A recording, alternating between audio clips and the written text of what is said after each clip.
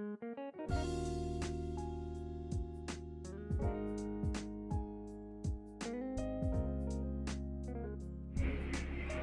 అండి, భవానీ వంటింటికి స్వాగతం.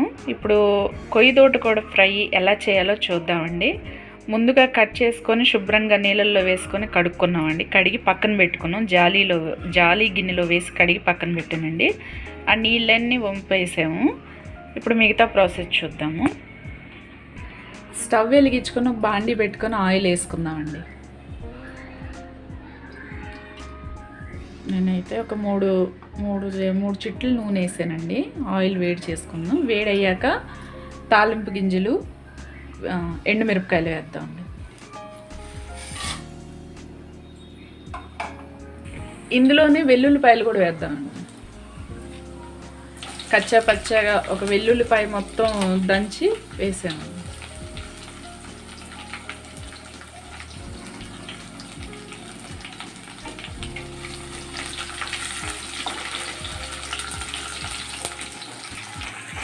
ఇప్పుడు ఉల్లిపాయలు సన్నగా తరిగి పెట్టుకున్న ఒక ఉల్లిపాయ మొత్తం వేసుకున్నామండి. ఉల్లిపాయలు, పచ్చిమిరపకాయలు కూడా వేసుకున్నాము.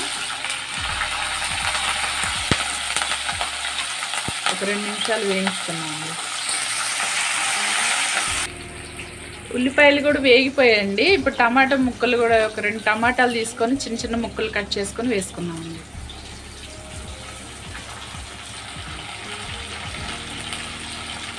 రెండు నిమిషాలు వేయించుకుందాము. అవి వేగడానికి కాస్త పసుపు, ఉప్పు వేద్దామండి. రుచికి సరిపడా ఉప్పు, పసుపు వేద్దాం.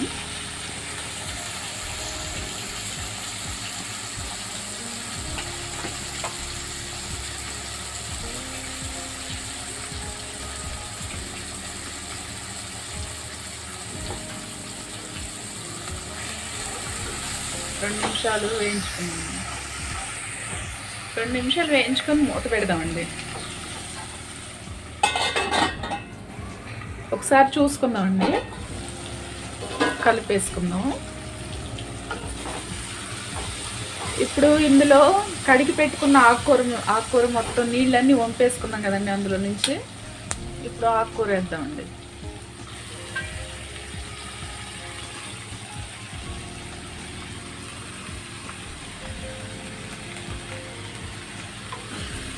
వేసి కలిపి పెట్టుకొని మూత పెట్టుకుందామండి. ఊరికనే మగ్గిపోద్ది. ఏ వాటర్ వేయకుండానే కాసేపు మూత పెట్టేసామంటే మగ్గిపోద్ది. మూత పెట్టేసుకుందాం. ఒకసారి చూద్దామండి. చూసారా, అంత ఆకుకూర వేసినా కూడా మొత్తం మగ్గిపోయింది. సన్న మంట మీద మధ్య మధ్యలో కలుపుతూ మగ్గించుకోవాలండి.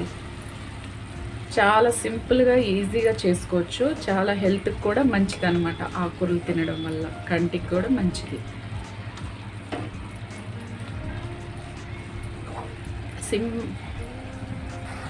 కాస్త కరివేపాకు కూడా వేసుకున్నాం అండి. ఒక రెండు రెమ్మల కరివేపాకు కూడా వేసుకున్నాం.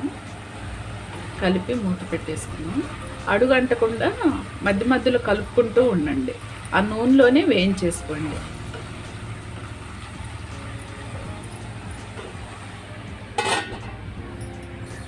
ఒకసారి చూద్దామండి.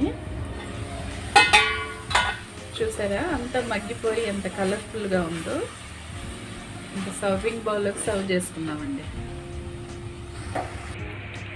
చూసారు కదండి, ఎంత సింపుల్గా, ఈజీగా చేసుకోవచ్చు.